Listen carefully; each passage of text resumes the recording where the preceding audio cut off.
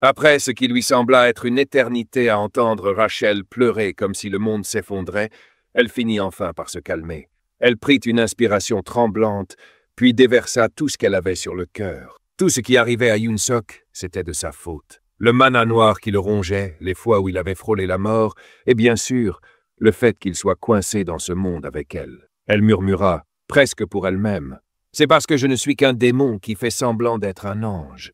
Une véritable folle qui mérite probablement de brûler en enfer pour l'éternité. » Yoon-sok se figea, son esprit cessant de fonctionner un instant. Ces mots, c'est exactement ceux qu'il avait jetés à la sainte lorsqu'il s'était réveillé cette fois-là. Il n'aurait jamais cru que ces paroles reviendraient le hanter ainsi. Et maintenant? Maintenant. Il venait tout juste de marcher sur une bombe émotionnelle. Son cœur s'emballa alors qu'il tentait désespérément de réparer les dégâts. « Tu n'es pas une folle. » Il chercha ses mots, paniqué. « T'es, je sais pas, le meilleur objet de bœuf de tout ce monde? Je suis sérieux. »« La ferme, » répliqua-t-elle d'une voix tremblante de frustration. « Je sais que tu ne le penses pas vraiment. » Yoon-sok resta assis là, totalement à court de mots. Il se tortilla maladroitement, se demandant si c'était là le prix à payer pour toutes les décisions stupides qu'il avait prises dans sa vie. 3 jours plus tard, Yoon-sok était face contre terre, laissant échapper des grognements étouffés, comme un gamin qui venait de faire tomber sa glace. L'entraînement avec Reed Rune relevait du pur enfer. Chaque muscle de son corps criait à l'abandon, encore et encore. La seule chose qui l'empêchait de fusionner avec le sol, c'était Abelson Marriott, la sainte au regard perpétuellement exaspéré. Elle se tenait au-dessus de lui, les mains luisantes d'un éclat sacré, le soignant à contre-cœur. À en juger par son expression, elle aurait préféré être n'importe où ailleurs. Pour elle, il devait être la chose la plus répugnante à voir. Lorsqu'elle eut fini, Yoon-sok se redressa légèrement, se grattant l'arrière de la tête comme un enfant sur le point de demander une faveur idiote. « Alors, j'aurais genre besoin d'un petit service. » Il hésita une seconde, puis lâcha tout d'un coup. « Tu pourrais, je sais pas, prier pour moi ou un truc du genre, histoire que je crève pas demain, et peut-être venir voir mon combat aussi, s'il te plaît. » Son masque de glace se fissura une fraction de seconde. Elle cligna des yeux, comme si elle hésitait entre le prendre au sérieux ou le traiter d'idiot fini. Le jour du grand combat arriva enfin, et l'arène débordait de démons en tout genre. La foule bourdonnait d'excitation, l'air chargé de murmures et de paris échangés dans tous les sens. Pourquoi un humain tenterait-il un truc pareil? Il est courageux ou juste cinglé? Dans la section VSP, Amy trépignait d'excitation, son sourire si large qu'il en devenait presque inquiétant. « Alors, Raidrun, qui va gagner, à ton avis ?» Raidrun ne lui accorda qu'un bref regard. « Yoon-sok va gagner, » répondit-il d'un ton assuré. Il a du talent et il s'est entraîné dur pour ça. Le sourire d'Amy s'étira, devenant trop sucré pour être sincère. Et si on pimentait un peu les choses? Un pari. Raidrun haussa un sourcil. Quel genre de pari? Si Yoon-sok gagne, tu continues à l'entraîner. Et s'il perd? Le sourire d'Amy se tordit en quelque chose de tranchant, dangereux, comme un chat qui joue avec une souris. Alors, tu le tueras toi-même. Après tout, c'est toi qui as misé sur lui. Tu devrais assumer tes choix, non? Un frisson parcourut l'échine de Raidrun, mais sous le poids de son regard, et par fierté, il n'avait pas le choix. Il hocha la tête, même si son instinct lui hurlait qu'il venait de commettre une erreur. Dans l'arène, Yoon-sok se tenait debout sur le ring, essayant d'avoir l'air calme malgré son cœur battant à tout rompre. Il serra les poings, inspira profondément et se murmura à lui-même « D'accord, je suis en pleine forme. J'ai monté de niveau. J'ai une nouvelle compétence. Je me suis entraîné avec Raidrun. » Il hocha la tête, se motivant autant qu'il le pouvait, même si une petite voix au fond de lui murmurait « Ouais, bien sûr. Et tu comptes rêvasser encore longtemps ?» La voix agacée de Rachel déchira le bruit ambiant. Le visage de Yoon-sok vira instantanément au rouge, comme si quelqu'un avait appuyé sur un interrupteur. La vérité?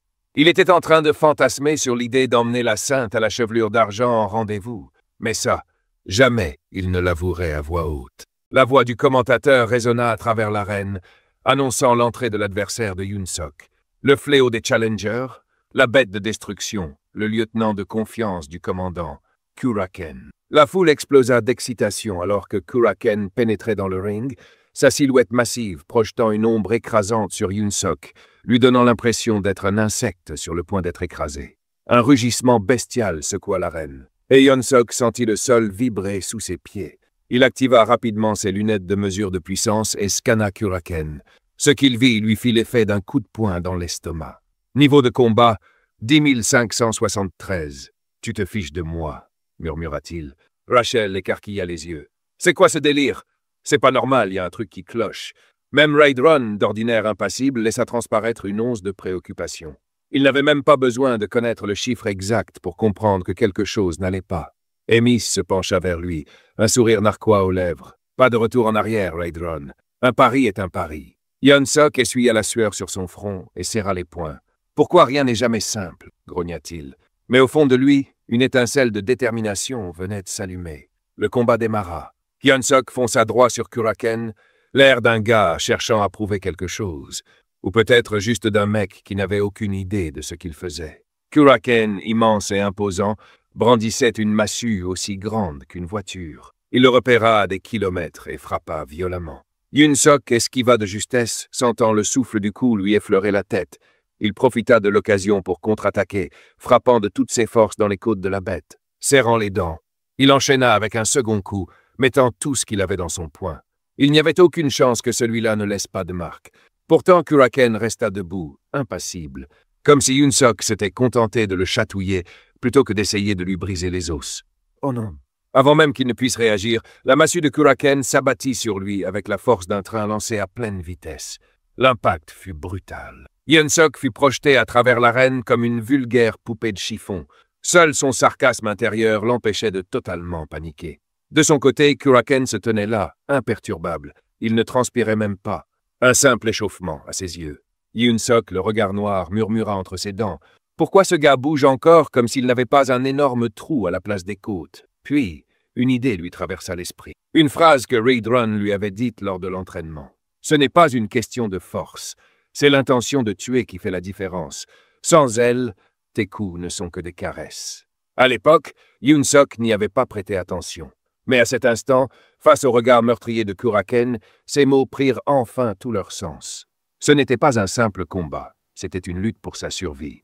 Kuraken n'était pas un partenaire d'entraînement, il était son bourreau. La bête chargea de nouveau, sa massue soulevant des bourrasques de vent en fendant l'air. Mais cette fois, Hyun-Suk ne recula pas. Au lieu d'esquiver, il fonça droit sur Kuraken, son cœur battant à tout rompre, l'adrénaline brûlant dans ses veines. « Si je dois tomber, alors je tomberai en frappant. Prends ça !» hurla-t-il, balançant son poing avec tout ce qu'il avait. Mais cette fois, quelque chose avait changé. Il y avait une intention de tuer. Son poing s'écrasa avec une violence inouïe. Une explosion de poussière engloutit l'arène dans un nuage épais. Le silence tomba. La foule retint son souffle, tentant d'apercevoir ce qui venait de se passer. Hyun-Suk venait d'exécuter la technique signature de Raidron. Première forme. Annihilation. Instantanée. Lorsque la poussière se dissipa enfin, Kuraken était toujours debout.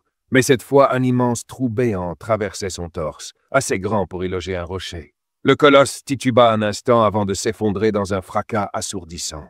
L'arène plongea dans un silence absolu. Puis, comme une vague, les acclamations explosèrent, faisant trembler l'air. Hyun-Suk, haletant, essayait encore de comprendre ce qui venait de se passer. Dès l'annonce du verdict, le vainqueur est l'humain Hyun-Suk. Il leva son poing tremblant vers le ciel. À peine conscient des acclamations déchaînées de la foule, son esprit était ailleurs. Le style de combat de Raidron est insensé, pensa-t-il en reprenant son souffle. Et aussi, plus jamais je ne ferai ça. De son côté, Rachel rayonnait plus que quiconque, félicitant son héros après son combat impressionnant. Mais la joie de Hyun-Suk fut de courte durée. Son souffle se bloqua lorsqu'il vit soudainement le corps de Kuraken bouger. Il se figea, incapable de prononcer un mot. « Quoi? Balbutia-t-il, les yeux rivés sur ce cadavre qui n'aurait jamais dû bouger. C'était comme si une force extérieure l'animait, le forçant à se relever péniblement. Un frisson parcourut la foule tandis que la voix de l'annonceur se brisait. Est-ce un miracle? Hyun-Suk écarquilla les yeux, horrifié. Ses mains tremblaient le long de son corps. Avec ce trou béant dans la poitrine de Kuraken, sans cœur pour le faire vivre, il était tout bonnement impossible qu'il puisse encore bouger. Et pourtant, il avançait. L'esprit de Hyun-Suk tourbillonnait, ses pensées se bousculant. Amy, elle a dû faire quelque chose d'anormal. Raidron comprit aussi, serrant les lèvres en une fine ligne. « Évidemment, » murmura-t-il, « c'est de la magie noire. » Amy a imbibé son mana corrompu dans Kuraken et l'a maudit du sort de l'immortel. De son côté, Amy ne prêtait déjà plus attention à Kuraken. Ses yeux perçants étaient fixés sur Hyun-Suk, un sourire subtil effleurant ses lèvres. Comment ce garçon avait-il pu maîtriser un art du combat aussi complexe en si peu de temps? Elle inclina légèrement la tête, sa voix s'adoucissant en un murmure. Remarquable, vraiment remarquable. Dans l'arène, Yoon-Suk recula d'un pas, le chaos régnant dans son esprit. Il est vivant? Un zombie? Ou quoi? Bredouilla-t-il, la voix tremblante. Rachel, elle, semblait en savoir un peu plus. Le corps de Kurken bouge à cause d'une malédiction. Son effet finira par disparaître. Mais avant qu'elle ne puisse finir son explication, Kurken fondit sur Yoon-Suk, rapide et implacable, exactement comme avant. Le garçon resta immobile, convaincu que l'attaque serait identique à la précédente. Si c'était bien le cas, il saurait comment s'en sortir. Mais en moins d'un battement de cils, avant même qu'il ne puisse réagir, Kurken l'attrapa violemment par le cou. Cette fois, il était encore plus rapide qu'avant. Sans prévenir, il se mit à marteler le visage de Yoon-Suk, enchaînant les coups brutaux les uns après les autres. D'abord, Yoon-Suk tenta tant bien que mal de se défendre, bloquant quelques attaques à la dernière seconde. Puis, au bout de quelques instants, il reprit ses esprits et verrouilla ses jambes autour du bras de Kurken. Usant d'une technique digne d'un combattant professionnel de MMA, il pivota avec précision, cherchant à briser l'articulation du monstre et à la rendre inutilisable. Pendant un bref instant, il crut avoir réussi. Mais lorsqu'il croisa le regard de Kurken, il comprit son erreur. Une terreur glaciale s'empara de lui. Il allait payer le prix d'avoir osé blesser Kurken. D'un geste fulgurant, Kurken projeta Yoon-Suk avec une force inhumaine, comme s'il ne pesait rien. Le garçon traversa l'arène à une vitesse supersonique et s'écrasa contre le mur en moins d'une seconde. L'impact fut d'une violence inouïe. L'espace d'un instant, il eut l'impression que chaque os de son corps venait d'éclater en 1000 morceaux. Exactement comme le jour où Truck-kun l'avait envoyé dans l'au-delà. La douleur était insupportable. À travers les acouphènes assourdissants et les murmures ébahis de la foule, il perçut alors une voix, faible mais insistante. Elle l'appelait, lui ordonnait de se relever. « Relève-toi et bats-toi !» Yoon-Suk tourna légèrement la tête, sa vision trouble, mais il put distinguer la silhouette de celle qui l'encourageait. C'était la Sainte Abelson. Elle se tenait dans la foule, protégée par 2 orques à tête de taureau, semblables à Rebrun lui-même. Battu, meurtri, à bout de force, Yoon-Suk trouva néanmoins la force de bouger. Il devait trouver l'origine de cette voix. C'est à ce moment-là qu'il la vit, Abelson. Elle murmurait doucement « Tu peux gagner, héros ». Même si ce n'était que son imagination, ces mots suffisaient. Cela fit naître une lueur d'espoir en lui, juste assez pour lui donner une raison de se surpasser. Il serra les dents et pensa « Je ne peux pas avoir l'air pathétique devant elle, pas devant la seule fille humaine de l'armée démoniaque, et encore moins devant celle que je comptais inviter à un rendez-vous. » Porté par une détermination pure, Yoon-Suk rassembla chaque once d'énergie qui lui restait et tenta de se relever. Tout son corps tremblait violemment, et la douleur lancinante qui le transperçait lui fit comprendre que plusieurs de ses os s'étaient sûrement brisés. Pourtant, il refusa de rester au sol. C'est alors, dans cet instant où le désespoir se mêlait à la volonté, qu'il toucha son mana d'une manière qu'il n'avait jamais expérimentée auparavant. Pour la première fois, il utilisa son mana pour renforcer son corps blessé, enrobant ses bras brisés d'une couche protectrice d'énergie bleue. Avec cette nouvelle force, Yoon-Suk s'élança en avant, son corps tout entier vibrant d'une puissance nouvelle. En même temps, son contrôle du mana évolua. D'abord de rang F à E, puis comme si l'univers récompensait sa détermination, de E à D. Dans un éclair, Yoon-Suk bondit dans les airs, une flamme de résolution brûlant dans son regard. Mais au lieu de se concentrer sur le combat, il fit quelque chose d'inattendu. Du fond de ses poumons, il hurla. « Abelson, sors avec moi !» L'arène entière se figea dans un silence abasourdi, comme si le monde lui-même refusait de croire ce qu'il venait d'entendre. Kerkin, qui dominait le combat jusque-là, parut soudainement figé. Hypnotisé, incapable de bouger, pris au dépourvu par la montée soudaine d'énergie qui émanait de Yoon-Suk. Avant que son esprit maudit ne puisse comprendre ce qui se passait, Yoon-Suk lui écrasa la tête contre le sol de toutes ses forces. L'impact fut brutal. Le visage hideux de Kerkin s'écrasa contre le sol, fissurant et brisant la pierre sous lui. Pourtant, d'une manière ou d'une autre, il bougeait encore. Lentement mais sûrement, il commença à se relever, cette fois encore plus furieux qu'avant. S'il lui laissait ne serait-ce qu'une seconde pour récupérer, Kerkin le déchirerait en morceaux. Mais Yoon-Suk n'avait plus peur. En fait, il commençait à apprécier son nouveau contrôle du mana. La douleur s'effaçait, remplacée par une puissance pure qui lui permettait d'attaquer plus vite et plus fort que jamais. Son poing, brillant et pulsant de mana, se referma fermement avant qu'il ne déclenche une pluie de coups sur la tête de Kerkin. Il ne lui laissa même pas une fraction de seconde pour se relever ou riposter. L'audience entière de démons resta sans voix. Pour la première fois, Ils éprouvaient presque de la pitié pour Kerkin. Même le commandant Emus ne put cacher sa surprise. Il se tourna vers Reidrun et demanda « C'est toi qui lui as appris à contrôler le mana de cette façon ?» Mais Reidrun était tout aussi stupéfait, sinon plus. Il n'avait jamais vu personne utiliser le mana de cette manière, et cela le laissait sans mots. Regardant Yunsok de loin, haletant après avoir violemment écrasé Kerkin, tout en murmurant pour lui-même à propos d'un rendez-vous parfait avec Abelson, qui maximiserait ses chances de perdre enfin sa virginité, Emus se tourna vers Reidrun et l'avertit. « Tu devrais le surveiller de près.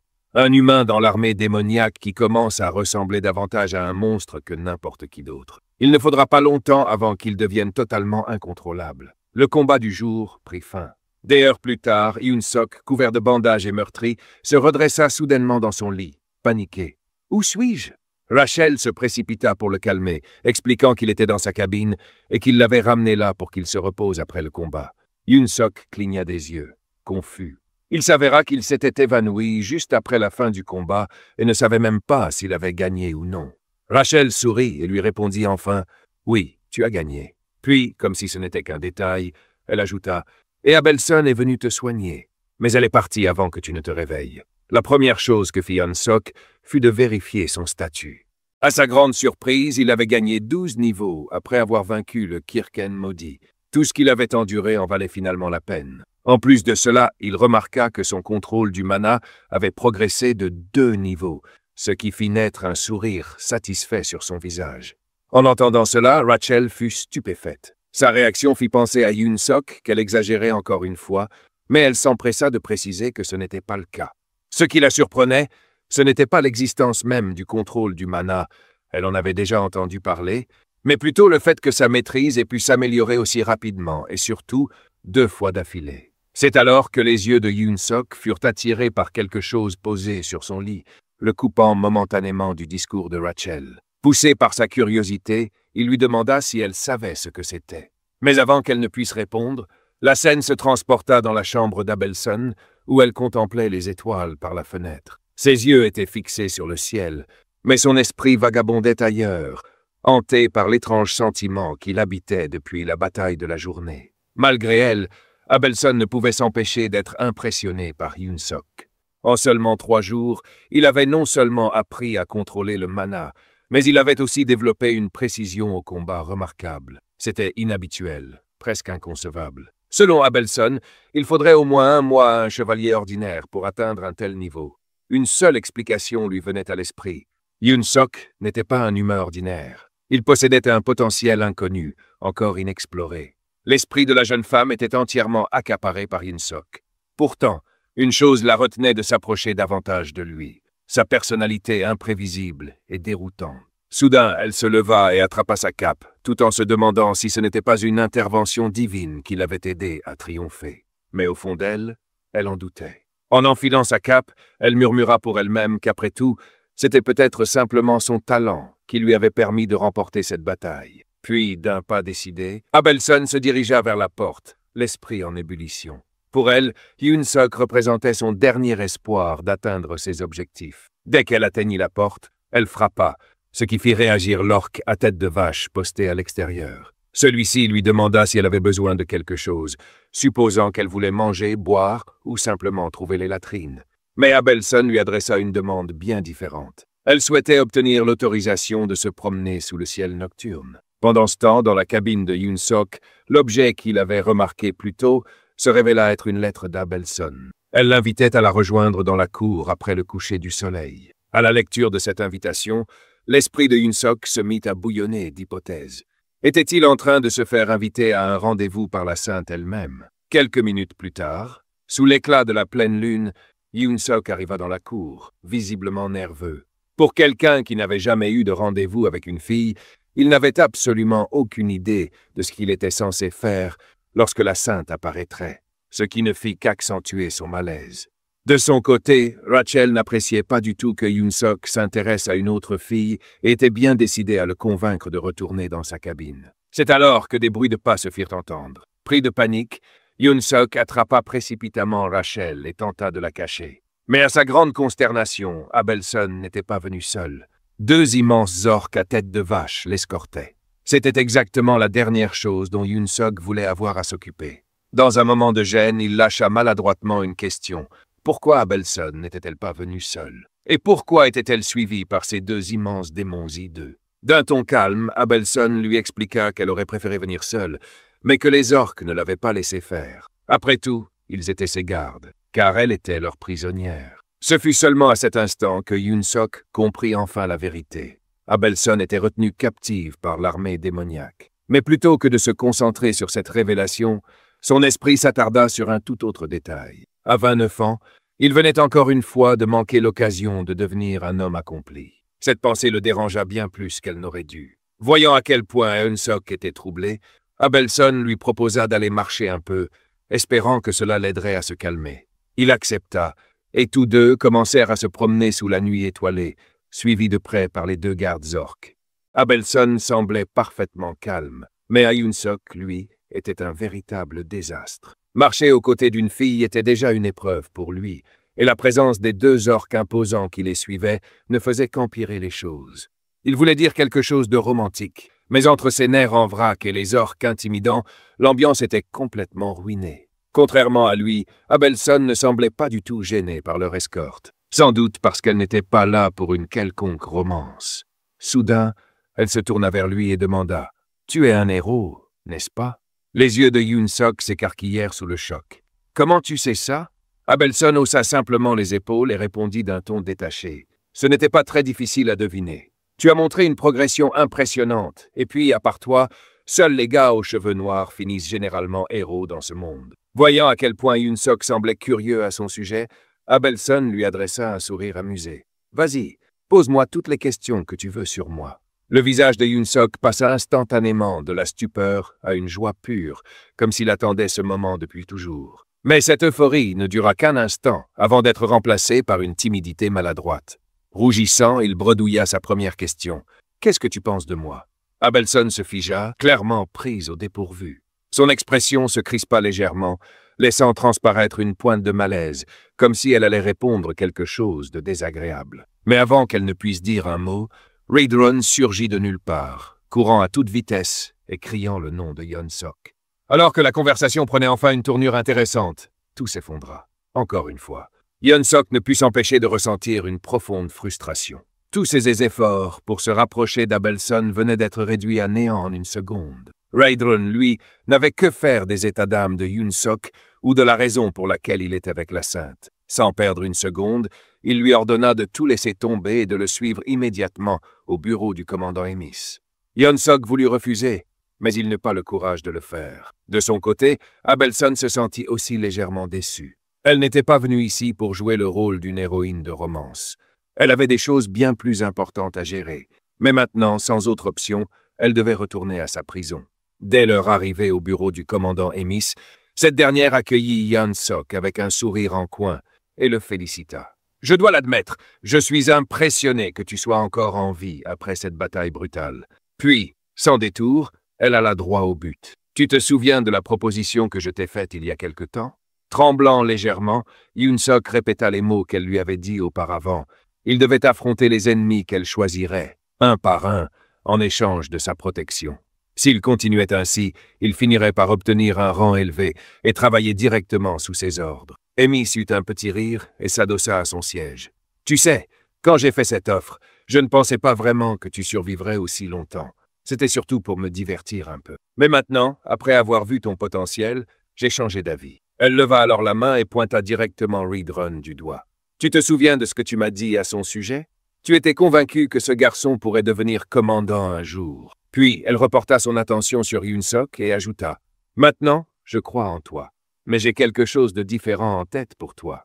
Te laisser croupir en tant que simple chef d'escouade, ce serait du gâchis. » Il était clair qu'elle avait de plus grands projets pour lui, des projets qui, honnêtement, faisaient naître une certaine inquiétude chez Yoon Suk. Cette fois, Emis évoqua la catastrophe qui avait frappé les cuisiniers démoniaques il n'y a pas si longtemps. À cause de cet incident, les réserves de nourriture de l'armée avaient drastiquement chuté. Son ton se fit plus sombre lorsqu'elle ajouta que si rien n'était fait rapidement, ils risquaient de devoir se manger entre eux. Yoon Suk, comme à son habitude, ne comprenait pas pourquoi elle lui racontait tout ça. C'est alors que la commandante démoniaque s'approcha, posa une main sur son épaule et lâcha la bombe. À partir de maintenant, tu es responsable de l'unité de cuisine. Elle marqua une pause avant d'ajouter « Tu prends la place du chef Kukan ». Elle expliqua ensuite qu'il aurait toute autorité pour choisir les personnes qui travailleraient sous ses ordres, mais que tout devait être organisé et prêt dans un délai de 2 jours. La journée de Yoon-sok ne pouvait pas être pire. D'abord, il avait perdu sa chance de se rapprocher de la Sainte, et maintenant, il se retrouvait avec la responsabilité supplémentaire de nourrir une armée entière de démons. Tout ce qu'il pouvait faire, c'était forcer un sourire et dire « Je ferai de mon mieux ». Quelques instants plus tard, il fut congédié. En sortant, Rachel l'attendait, et comme d'habitude, elle se mit immédiatement à se plaindre. « Pourquoi as-tu accepté aussi facilement de devenir le chef cuisinier de l'armée démoniaque? Tu es censé être un héros, pas les nourrir. » Yoon-sok était déjà à bout. Complètement épuisé et frustré, il n'avait ni l'énergie ni la patience pour supporter les jérémiades de Rachel. Cela ne faisait qu'empirer les choses, le poussant au bord de l'explosion. L'espace d'un instant, il envisagea sérieusement de lui donner une bonne tape sur l'arrière-train pour la faire taire. Mais il se retint, serrant dans sa main un bout de papier, l'air légèrement perdu, ne sachant pas quoi faire ensuite. Puis, soudain, une idée lui vint. Il ajusta rapidement ses lunettes spéciales et se mit à chercher de nouveaux membres pour son équipe de chasse et de cuisine. Il ne fallut pas longtemps avant qu'il ne repère une silhouette aux yeux brillants, accroupie et occupée à faire quelque chose au sol. Intrigué, Yoon-sok l'interpella. La créature se retourna, révélant un être qui ressemblait à un golem, ou peut-être un gobelin. Honnêtement, il avait plus l'air d'un golem. Il évoquait une version de contrefaçon de Sméagol du Seigneur des Anneaux, mais en encore plus laide, si c'était possible. Ignorant totalement la nouvelle position de Yoon-sok en tant que chef cuisinier, Sméagol ricana avec mépris. « Qu'est-ce qui ne va pas chez toi, esclave? Tu as perdu la tête pour oser parler à un démon comme ça ?» Yoon-sok se figea. Les mots de Sméagol le frappèrent de plein fouet. Du moins, c'est ce qu'il laissa paraître. Au fond, il n'allait pas laisser passer ça. Après avoir passé toute sa nouvelle vie à s'incliner devant chaque gobelin plus ancien et à leur témoigner un respect sans fin, c'était enfin l'occasion de renverser la situation et de laver toutes ces humiliations passées. Sans un mot, il marcha droit vers le golem et, rassemblant toute sa force, lui envoya un coup de pied en plein visage. « À partir de maintenant, tu m'appelleras commandant d'unité. Compris ?» Après avoir paradé quelques instants, Yoon-sok ordonna à Sméagol de rassembler tous les cuisiniers et soldats restants de l'unité de cuisine. À contre-cœur, le golem obéit et rassembla tout le monde. La première chose que fit Yoon-sok fut de vérifier leur niveau de puissance avec ses précieuses lunettes de mesure. La moyenne tournait autour de 2000, le plus fort atteignant à peine 3500. Alors qu'il gardait ses lunettes sur le nez, une pensée lui traversa l'esprit. Il n'y avait pas plus de 300 soldats la dernière fois. Une vague de déception le submergea en réalisant qu'il en restait moins de 30. Il poussa un profond soupir, se demandant comment il allait bien pouvoir chasser et cuisiner avec une équipe aussi réduite. Mais il chassa rapidement cette idée de son esprit. La dernière chose qu'il souhaitait, c'était finir en dîner pour Hems s'il échouait dans sa tâche.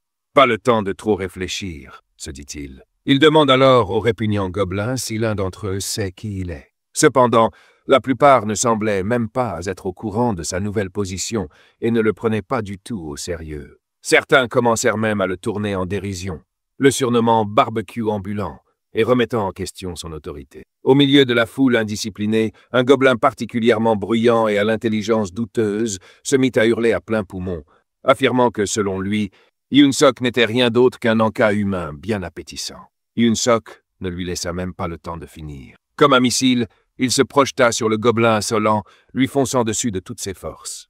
Le pauvre gobelin vola en arrière, s'écrasant violemment contre le mur, complètement sonné, incapable de comprendre ce qui venait de se passer. Yoon-sok se redressa et décida qu'il était temps de mettre les choses au clair. « Je suis le nouveau commandant de l'unité de cuisine. » Pour appuyer ses paroles, il sortit l'ordre officiel signé par le commandant Hems, l'attestant comme le nouveau chef cuisinier et commandant d'unité. Il le leva bien haut pour que tout le monde puisse voir, s'assurant ainsi qu'aucun doute ne subsiste. Après avoir marqué son point, il demanda aux gobelins pourquoi ils étaient si peu nombreux.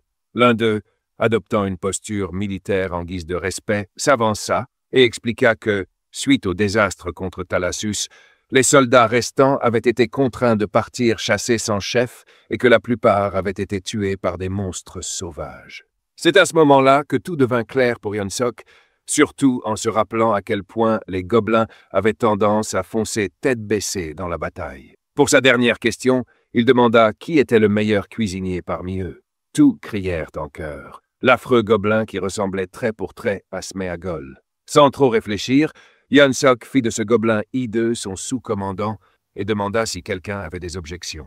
Après avoir vu ce qui était arrivé à celui qui avait osé blesser l'orgueil de Yunsok un peu plus tôt, personne n'osa dire un mot. Une fois les choses réglées avec les gobelins, Yunsok retourna s'asseoir, perdu dans ses pensées. Il réalisa qu'il lui faudrait au moins 200 soldats pour gérer tout le travail en cuisine. Cela signifiait qu'il devait recruter plus de 170 nouveaux membres en une seule journée. D'abord, l'idée lui sembla absurde, puis une pensée étrange traversa son esprit. Tôt le lendemain matin, Yunsok, Bobo et Rachel partirent à la recherche de nouvelles recrues. Alors qu'ils marchaient, Rachel demanda si Bobo était la méthode qu'il comptait utiliser pour rassembler de nouveaux membres. Yunsok esquissa un sourire en coin et répondit que Bobo était son plan de secours, son plan B, au cas où son premier plan échouerait. L'esprit en ébullition, Yunsok scrutait les alentours, cherchant ceux qui rempliraient ces conditions. Premièrement, il devait être facilement remplaçable. Deuxièmement, il ne devait même pas oser songer à se rebeller contre lui. Il ne fallut pas longtemps avant qu'il ne repère sa première cible. Sans perdre une seconde, il bondit et asséna un coup de pied enthousiaste en plein visage d'un gros gobelin. Le malheureux s'effondra, totalement perdu quant à la raison pour laquelle il se faisait tabasser sans avertissement. Sur le champ, Yunsok le nomma Maul et lui ordonna de rejoindre l'unité de cuisine. Lorsque Maul hésita, Yunsok ne lui laissa pas le temps de réfléchir. Il lui décrocha un autre coup de pied, cette fois directement dans la mâchoire, accélérant ainsi son processus de décision. Il répéta son ordre en expliquant que c'était la première fois qu'il recrutait quelqu'un. Il ajouta que, selon la hiérarchie démoniaque qui reposait sur le timing et l'abus, s'il acceptait, Maul travaillerait directement sous ses ordres et serait au-dessus de tous les nouveaux recrutés qu'il comptait enrôler plus tard dans la journée. Le gobelin, qui portait décidément bien son nom, était abasourdi, tandis que Yunsok poursuivait, expliquant qu'en plus de rejoindre son unité, il devait aussi trouver d'autres gobelins pour encaisser les coups à sa place.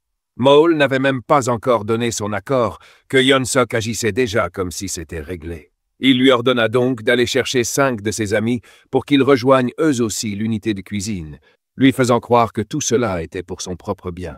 Le ton de Yunsok devint soudainement plus doux lorsqu'il lui promit que, si Maul ramenait ses amis, tant qu'ils étaient punis et recevaient 5 coups chacun, lui n'en prendrait qu'un seul. C'était là le premier plan de Yunsok, un recrutement à plusieurs niveaux.